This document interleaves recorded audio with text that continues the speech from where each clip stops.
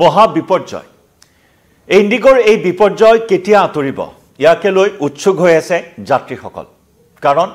যিসকল যাত্ৰী ইতিমধ্যে গন্তব্যস্থানৰ বাবে ইণ্ডিগোৰ টিকট বুকিং কৰি থৈছে সেই যাত্ৰীসকলে যোৱা কেইটা দিনত যেনে ধৰণৰ দুৰ্ভোগ ভুগিবলগীয়া হৈছে গতিকে অনাগত দিন কেইটাত আকৌ যাত্ৰীসকলে দুৰ্ভোগ ভুগিব লাগিব নেকি কিমান দিনলৈ এই সংকট কিমান দিনলৈ এই বিপৰ্যয় এই সংকটাপন্ন এটা পৰিস্থিতিৰ মুখামুখি হ'ব লাগিব ইণ্ডিগো সমান্তৰালকৈ ইণ্ডিগোৰ যাত্ৰীসকল নমস্কাৰ প্ৰিয় দৰ্শক মই জয়ন্ত মাধৱ গোস্বামী আপোনাক স্বাগতম জনাইছো নিউজ 18 অসম নৰ্থ ইষ্টৰ ডিজিটেল লাইভলৈ হাজাৰ হাজাৰ টকাৰে অতি কম সময়ৰ ভিতৰত গন্তব্যস্থানলৈ বিভিন্ন উদ্দেশ্যেৰে বহু যাত্ৰীয়ে হাজাৰ হাজাৰ লাখ লাখ যাত্ৰীয়ে ইতিমধ্যে টিকট বুকিং কৰিছে ইণ্ডিগো এয়াৰলাইন্সৰ কাৰণ ইণ্ডিগো এয়াৰলাইন্স হৈছে প্ৰতিগৰাকী বিমান যাত্ৰীৰে প্ৰথম পছন্দ দেশৰ ভিতৰতে সৰ্ববৃহৎ বিমান সেৱা প্ৰদানকাৰী প্ৰতিষ্ঠান ইণ্ডিগোৰ এই সংকটে ক্ষুব্ধ কৰি তুলিছে গ্ৰাহকসকলক নিজৰ জেপৰ পৰা ধন হেৰুৱাই যিসকল গ্ৰাহকে হাহাকাৰ কৰিছে হিয়া কেন্দ্ৰীয় চৰকাৰৰ হস্তক্ষেপত ইণ্ডিগোই সেই ধন টিকটৰ ধন উভতাই দিবলগীয়া হৈছে কাৰণ ইণ্ডিগোয়ে ইতিমধ্যে ক্ষমা বিচাৰিছে ক্ষমা প্ৰাৰ্থনাৰে দীঘলীয়া বাৰ্তা প্ৰেৰণ কৰিছে ইণ্ডিগোৰ যাত্ৰীসকলক আৰু ধন 100% উভতাই দিয়া হ'ব বুলি আশ্বস্ত কৰিছে আৰু সেই মৰ্মে এই পৰ্যন্ত সোমবাৰৰ দিনটোলৈকে অৰ্থাৎ কালিৰ দিনটোলৈকে ইণ্ডিগো কৰ্তৃপক্ষই 827 কোটি টকা উভতাই দিছে গ্ৰাহকসকলক বহুখিনি গ্ৰাহকে এতিয়াও যি বেগ যি লাগেজ সেই লাগেজসমূহ এতিয়াও নিজৰ হাতত পৰা নাই যদিবা ইণ্ডিগো কৰ্তৃপক্ষই প্ৰায় 4000 বেগ উভতাই দিছে এতিয়াও প্ৰায় 9000 বেগ উভতাই দিবলৈ বাকি আছে গ্ৰাহকসকলক কাৰণ যি সময়ত ইণ্ডিগোৰ এই মহা সংকট আৰম্ভ হৈছিল প্ৰথম দিনটোৰ পৰাই এই মহা সংকটৰ সন্মুখীন হোৱা বিপদাপন্ন হোৱা যাত্ৰীসকলৰ বোৰ্ডিং হোৱাৰ পিছত তেওঁলোকৰ বিমান বাতিল হোৱা বুলি ইণ্ডিগো কৰ্তৃপক্ষই অৱগত কৰিছিল আৰু তাতেই শূন্য হৈ পৰিছিল যাত্ৰীসকল বোৰ্ডিং পৰ্যন্ত হৈ গৈছে বিমানত উঠিবলৈ বাকি আছে তেনে সময়ত সেই যাত্ৰীসকলক কোৱা হৈছে তেওঁলোকৰ বিমান বাতিল হৈছে গতিকে সেই যিসমূহ তেওঁলোকৰ বেগছ লাগেজ সেইসমূহ বেগছ লাগেজ এতিয়াও তেওঁলোকে উভতাই পোৱা নাই এই ক্ষেত্ৰত ইণ্ডিগোয়ে আশ্বস্ত কৰিছে তেওঁলোকক সমুদায় ধনৰ লগতে বেগ লাগেজ সকলোখিনি উভতাই দিব সেই প্ৰক্ৰিয়া ইতিমধ্যে ইণ্ডিগো কৰ্তৃপক্ষই অব্যাহত ৰাখিছে সোমবাৰৰ দিনটোত যদি আমি চাওঁ সোমবাৰৰ দিনটোতো প্ৰায় 500 বিমান বাতিল কৰিবলগীয়া হ'ল কৰ্তৃপক্ষই এই কথা অকপতে ইণ্ডিগো কৰ্তৃপক্ষই স্বীকাৰ কৰিবলগীয়া হৈছে কাৰণ দৈনিক দেশৰ সৰ্ববৃহৎ এই বিমান সেৱা প্ৰদানকাৰী প্ৰতিষ্ঠানটোৰ প্ৰায় 2300কৈ বিমানে চলাচল কৰে দৈনিক গতিকে তেনেস্থলত প্ৰায় 1300কৈ বিমানৰ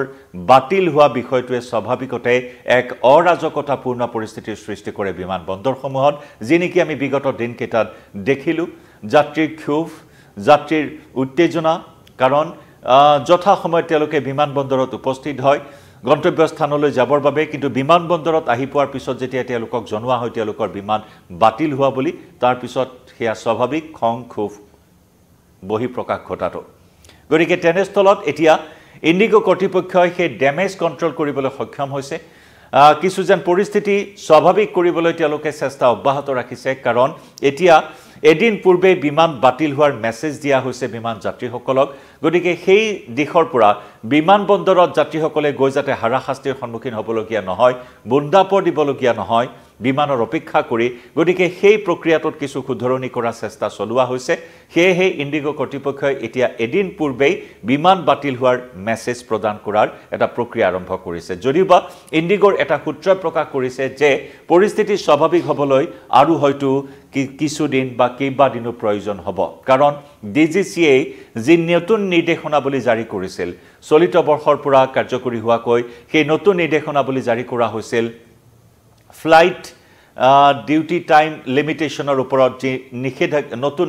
নীতি নিয়ম প্ৰৱৰ্তন কৰা হৈছিল 36 ঘণ্টাৰ পৰিৱৰ্তে 48 ঘণ্টাৰ বিশ্ৰামৰ বাবে যি নিৰ্দেশনা দিয়া হৈছিল পাইলট সকলৰ বাবে ক্ৰু মেম্বাৰ সকলৰ বাবে পাইলটক বিশেষভাৱে অগ্ৰাধিকাৰ দিয়া হৈছিল কাৰণ পাইলটৰ ওপৰতে নিৰ্ভৰ কৰে হাজাৰ হাজাৰ যাত্ৰীৰ জীৱন গতিকে 36 ঘণ্টাৰ পৰা 48 ঘণ্টা বিশ্ৰামৰ বাধ্যতামূলক নিৰ্দেশনা জাৰি কৰা হৈছিল আৰু সেই নিৰ্দেশনা কাৰ্যকৰী কৰাৰ ক্ষেত্ৰত ইণ্ডিগোৰ হাতত যথেষ্ট সময় আছিল যদিও সময়মতে সেই নিৰ্দেশনা কাৰ্যকৰী কৰাৰ ক্ষেত্ৰত যেন কিছু বিলম্ব ঘটালে ইণ্ডিগো কৰ্তৃপক্ষই আৰু যাৰ পৰিণতিত এনেকুৱা এটা অচলাৱস্থাই বিৰাজ কৰিবলগীয়া হ'ল ইণ্ডিগোৰ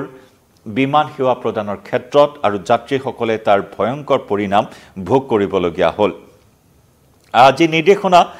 জাৰি কৰা হৈছিল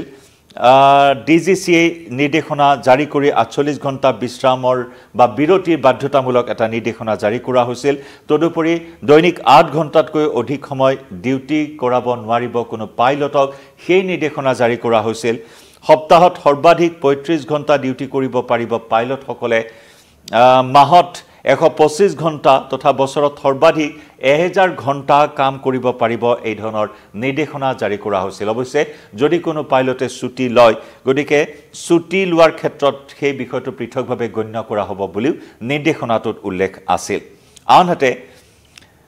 এটা ৰোস্টাৰত পাইলটে মাত্ৰ দুটাহে লেন্ডিং কৰাৰ নিৰ্দেশনা জাৰি কৰা হৈছিল যে নেকি পূৰ্বে এটা ৰোস্টাৰত দৈনিক 6টাকৈ লেন্ডিং কৰা হৈছিল সেই নিৰ্দেশনা কাৰ্যকৰী কৰাৰ ক্ষেত্ৰত কঠোৰ নিৰ্দেশ দিয়া হৈছিল কাৰণ পাইলটৰ হাততে হাজাৰ হাজাৰ যাত্ৰীৰ জীৱন নিৰ্ভৰ কৰে গতিকে তাৰ বাবে এই নতুন নিয়ম প্ৰৱৰ্তন কৰিছিল কেন্দ্ৰীয় চৰকাৰে কিন্তু এই নিয়মৰ বাবে যেন মুঠেই প্ৰস্তুত নাছিল ইণ্ডিগো কৰ্তৃপক্ষ দেশৰ সৰ্ববৃহৎ বিমান সেৱা প্ৰদানকাৰী সংস্থাটো যেন সাজু নাছিল প্ৰস্তুত নাছিল কেন্দ্ৰীয় চৰকাৰে প্ৰৱৰ্তন কৰা ডিজিচিএ প্ৰৱৰ্তন কৰা এই নিৰ্দেশনা কাৰ্যকৰী কৰাৰ ক্ষেত্ৰত ডিজিচিএৰ এই নতুন নিয়ম প্ৰথম পৰ্যায়ত জুলাই মাহত কাৰ্যকৰী কৰা হৈছে আনহাতে দ্বিতীয় পৰ্যায়ত এই নিয়ম নৱেম্বৰ মাহত কাৰ্যকৰী কৰা হয় আৰু এই ক্ষেত্ৰত ইণ্ডিগোই পাইলটৰ সংখ্যা বৃদ্ধি কৰিবলৈ লগতে ডিউটি সূচী নতুনকৈ নিৰ্ধাৰণ কৰিবলৈ যথেষ্ট সময় পাইছিল যদিও সেই কামখিনি সময়মতে কৰা নাছিল যাৰ ফলত বিগত দিনসমূহত প্ৰায় 1300 বিমান বাতিল কৰিবলগীয়া হয় আৰু ইণ্ডিগোৰ ভুলৰ বাবে যাত্ৰীয়ে চৰম দুৰ্ভোগ ভোগ কৰিবলগীয়া হয় গতিকে সোমবাৰৰ দিনটোতো 500 বিমান বাতিল কৰাৰ এক স্বীকাৰোক্তি প্ৰদান কৰিছে ইণ্ডিগো কৰ্তৃপক্ষই সেয়েহে পৰিস্থিতি স্বাভাৱিক হ'বলৈ আৰু কিবা দিনৰো প্ৰয়োজন হ'ব পৰিস্থিতি স্বাভাৱিক কৰিবলৈ ইণ্ডিগো কৰ্তৃপক্ষই যৎপৰোনাস্তি চেষ্টা চলাই আছে যদিবা কেন্দ্ৰীয় চৰকাৰে সাময়িক সকাহ প্ৰদান কৰিছে একে সময়তে কেন্দ্ৰীয় চৰকাৰে 4জনীয়া কমিটি গঠন কৰিছে সমগ্ৰ প্ৰক্ৰিয়াৰ তদন্ত কৰিবলৈ 15 দিনৰ ভিতৰত তদন্তৰ প্ৰতিবেদন দাখিল কৰিব লাগিব লগতে ইণ্ডিগো কৰ্তৃপক্ষক জৰিমনা বিহাৰো এই মুহূৰ্তত সম্ভাৱনা আছে তদন্তৰ প্ৰতিবেদনত কি কথা স্পষ্ট হয় সেয়াও লক্ষণীয় হ'ব উল্লেখযোগ্য যে কেন্দ্ৰীয় চৰকাৰে শেহতীয়াকৈ যি নিৰ্দেশনা জাৰি কৰিছিল দেওবাৰে নিশা 8 বজাৰ পূৰ্বে যিসকল যাত্ৰীৰ বিমান বাতিল হৈছে যিসকল যাত্ৰীয়ে টিকট ক্ৰয় কৰিছিল সেই যাত্ৰীসকলক টিকট 100% উভতাই দিয়াৰ বাবে দেওবাৰে নিশা 8 বজালৈ সময়সীমা বান্ধি দিয়া হৈছিল আৰু সেই হিচাপত এই পৰ্যন্ত ইণ্ডিগো কৰ্তৃপক্ষই প্ৰায় 827 কোটি টকা উভতাই দিছে আদায় দিছে যাত্ৰীসকলক প্ৰসংগক্ৰমে যদি আমি গুৱাহাটী বৰঝাৰ বিমানবন্দৰৰ প্ৰসংগ উল্লেখ কৰোঁ বৰঝাৰ বিমানবন্দৰত যোৱা দেওবাৰলৈকে বিমানৰ বাতিলৰ সংখ্যা বৃদ্ধি পোৱা পৰিলক্ষিত হৈছে 5 ডিচেম্বৰত বৰঝাৰ বিমানবন্দৰত 26খন ইণ্ডিগোৰ বিমান বাতিল কৰা হৈছিল একেদৰে 6 ডিচেম্বৰত 17খন ইণ্ডিগো বিমান বাতিল কৰা হৈছিল আৰু 8 ডিচেম্বৰত আৰু 7 ডিচেম্বৰত দেওবাৰৰ দিনটোত ইণ্ডিগোৰ 20খনকৈ বিমান বাতিল কৰা হৈছিল বৰঝাৰ বিমানবন্দৰত গতিকে এই সময়ছোৱাত সৰ্বাধিক ক্ষতিগ্ৰস্ত বিমানবন্দৰসমূহৰ যদি কথা কোৱা হয় তাৰ ভিতৰত দিল্লী মুম্বাই জয়পুৰ হায়দৰাবাদ চেন্নাই আগৰতলা ডিব্ৰুগড় এই বিমানবন্দৰসমূহ ব্যাপকভাৱে ক্ষতিগ্ৰস্ত হোৱাৰ তথ্য ইতিমধ্যে পোহৰলৈ আহিছে গতিকে এনেকুৱা এটা পৰিস্থিতি এনেকুৱা এটা পৰ্যায় য'ত নেকি দিনে নিশাই বিমান সেৱা প্ৰদান কৰা এই বিশেষ এয়াৰলাইন্স ইণ্ডিগো এয়াৰলাইন্সৰ এই মহাসংকট অতি শীঘ্ৰেই নিৰাময় কৰিব পাৰিব বুলি ইণ্ডিগো কৰ্তৃপক্ষই আশ্বস্ত কৰাৰ চেষ্টা চলাই আছে আনহাতে 5 ডিচেম্বৰৰ পৰা 10 ডিচেম্বৰৰ পৰা 15 ডিচেম্বৰ পৰ্যন্ত কিছু সকাহ দিয়া হ'ব বিমানৰ ক্ষেত্ৰত কিছু সকাহ দিয়া হ'ব যাত্ৰী টিকটৰ ক্ষেত্ৰত কিছু সকাহ প্ৰদান কৰা হ'ব বুলিও ইতিমধ্যে কৰ্তৃপক্ষই সদৰি কৰিছে আৰু সকলোখিনি সুবিধাৰ ব্যৱস্থা কৰি দিয়া হৈছে যাত্ৰীসকলক থকা খোৱাৰ সকলোখিনি ব্যৱস্থা বিনামূলীয়াকৈ কৰি দিয়া হৈছে 9000ৰো অধিক বিমানৰ কোঠা বুক কৰা হৈছিল যাত্ৰীসকলক থকা খোৱাৰ বাবে বিনামূলীয়াকৈ খাদ্য যোগান ধৰা হৈছে আৰু গন্তব্য স্থানলৈ কেবৰ জৰিয়তে প্ৰায় 10000 কেব যোগাৰ কৰা হৈছে যাত্ৰীসকলক গন্তব্য স্থানলৈ লৈ যোৱাৰ ক্ষেত্ৰত সেই পদক্ষেপো ইণ্ডিগো কৰ্তৃপক্ষই গ্ৰহণ কৰিবলগীয়া হৈছে কাৰণ তেওঁলোকে আগতীয়াকৈ বিমান বাতিল হোৱাৰ মেছেজ নিদিয়াকলৈ যাত্ৰীসকলৰ যি ক্ষোভ যাত্ৰীসকল যি বঞ্চিত হ'বলগীয়া হৈছে আৰু তাৰে পৰিণাম তাৰে ক্ষতিপূৰণ এনেদৰে দিবলগীয়া হৈছে ইণ্ডিগো কৰ্তৃপক্ষই সেয়েহে হোটেলৰ থকা খোৱাৰ সকলো ব্যৱস্থা কেবেৰে অহা যোৱাৰ সকলোখিনি ব্যৱস্থা যাত্ৰীসকলক সেইখিনি সুবিধা প্ৰদান কৰিছে আৰু ভৱিষ্যতেও বা অনাগত দিনকেইটাতো যিখিনি যাত্ৰীয়ে এতিয়াও